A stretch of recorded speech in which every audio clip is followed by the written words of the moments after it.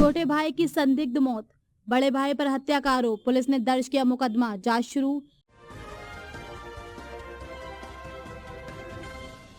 मथुरा से एक ऐसा मामला सामने आया है जिसने रिश्तों की नींव पर ही सवाल खड़े कर दिए हैं।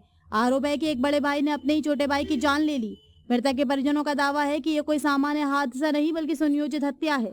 परिजनों के अनुसार घटना के बाद आरोपी मौके से फरार हो गया। मामले की सूचना पुलिस को दी गई, जिसके बाद थाना कोतवाली में एफआईआर दर्ज कर ली गई है और जांच शुरू कर दी गई है। पुलिस ने जांच अधिकारी नियुक्त करते हुए पूरे घटनाक्रम की पड़ताल शुरू कर दी है। परिवार का कहना है कि घटना के समय आसपास कई लोग मौजूद थे और उन्होंने पूरी घटना देखी। अब सबसे बड़ा सवाल ये है, क्या सब सामने आने के लिए प्रत्यक्षदर्शी आगे आएंगे या फिर खामोशी इंसाफ की राह में सबसे बड़ी बाधा बन जाएगी। मृतक के सिर पर गंभीर चोट के निशान भी सामने आए हैं, जिनकी तस्वीरें कई सवाल खड़े कर रही हैं। हालांकि मौत के वास्तविक कारण और आरोपों की पुष्टि पुलिस जांच, पोस्टमार्टम रिपोर्ट और न्यायिक प्रक्रिया के बाद ही हो सकेगी। द तहलका खबर इस पूरे मामले पर लगातार नजर बनाए हुए है। जैसे जैसे जांच आगे बढ़ेगी, हम आपको हर महत्वपूर्ण अपडेट सबसे पहले पहुंचाएंगे। कैमरे के पीछे सब छिप सकता है, लेकिन कानून और न्याय की प्रक्रिया में हर तथ्य की जांच होगी। बोलना तो पूछना। मेरा नाम स्वाति चतुर्वेदी है। अ, मैं यहाँ पर पहले आ चुकी हूँ कप्तान साहब के पास हमारी एफआईआर दर्ज कराने।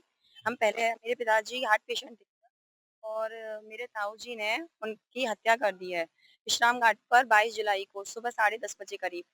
हमने 22 जुलाई को ही थाने में रिपोर्ट दर्ज कराई। थाना प्रभारी और हमारे कोतवाल साहब सभी घर पर आए थे। उन्होंने कहा आपको न्याय मिलेगा। उन्होंने रिपोर्ट भी लिखी पर उसकी कोई रिसीप्ट वगैरह नहीं दी थी। बिक मैं नहीं कह सकती वो बिक गए क्योंकि उनके ही बयान है हमारे किसी परिचित से कि वो छत पर कूद कर मर गए। इसका मतलब वो हमारे घर पर आकर देख रहे हैं मौका वारदात पे कि उनकी किस तरह से सर पर चोट के प्रहार से उनकी मृत्यु हुई है। वो एक हार्ट पेशेंट थे और अभी तक फिर रिपोर्ट दर्ज नहीं हुई हमारी। फिर एसएसपी साहब के कप्तान साहब के कहने पर हमारी रिपोर्ट दर्ज करी है। आज 6 दिन हो गए हैं। जो 2 आरोपी फरार हैं उनका कोई पता नहीं है। आज हम सीओ साहब मैम के पास भी आए हैं और उनसे यही प्रार्थना किया है कि आरोपियों को जल्दी पकड़ा जाए, क्योंकि हमें विश्वास नहीं है कोतवाल साहब पर, क्योंकि वो कोई कार्रवाई नहीं कर रहे हैं। आज 6 दिन हुए हैं, वो कोई गैंग गिरोह नहीं है, वो 2 मामूली इंसान हैं जो फरार हैं, उनको पकड़ नहीं पा रहे हैं। तो हम इसका मतलब क्या समझें? कोतवाल साहब अपनी कोई भी कार्रवाई आगे क्यों नहीं कर रहे हैं? बस हम न्याय चाहते हैं सर। हमारे पिताजी एक बहुत ही भले इंसान थे। सभी उनको बहुत अच्छे से जानते, वो ना किसी से ज़्यादा बात करते थे। वो मतलब बहुत ही सीधे इंसान थे और हार्ट पेशेंट थे वो। उन्होंने 2 महीने पहले ही अपनी दुकान स्टार्ट करी थी। पर क्यों उनके साथ कोई घर का विवाद बाहर सुलझाने क्यों गए थे हमारे रंगनाथ चतुर्वेदी, जिन्होंने सिर पे प्रहार किया है और वो वहां से भाग गए हैं। और घर पर आकर उन्होंने सब जगह ये अफवाह फैलाई है कि करंट लग गया और फिर घर पर ही जहाँ मौका वारदात पर लाश पड़ी हुई है, हमारे पिताजी पड़े हुए हैं, वहाँ दोनों आरोपी उनकी पत्नी ब्रजबाला चतुर्वेदी दोनों ही भाग गए हैं, फरार हो गए हैं। मैम सर अब तो हम न्याय चाहते हैं। न्याय के वजह से हम मैम के पास आए, सर के पास आए। सर के कहने पे एफआईआर दर्ज हुई। अब अब घर का एक छोटा-सा विवाद होगा कोई भी, पर अभी कुछ टाइम से कोई विवाद नहीं था। बहुत ही सही के घर में रहते हैं। ना हमारी उनसे बातचीत थी। क्यों गए अब तो ये वो ही बता सकते हैं जब वो गिरफ्तार हों। तो चतुर्वेदी की पत्नी हूँ। मैं रोज सुबह विश्राम घाट जाती हूँ द्वारकाधीश के दर्शन करने के बाद।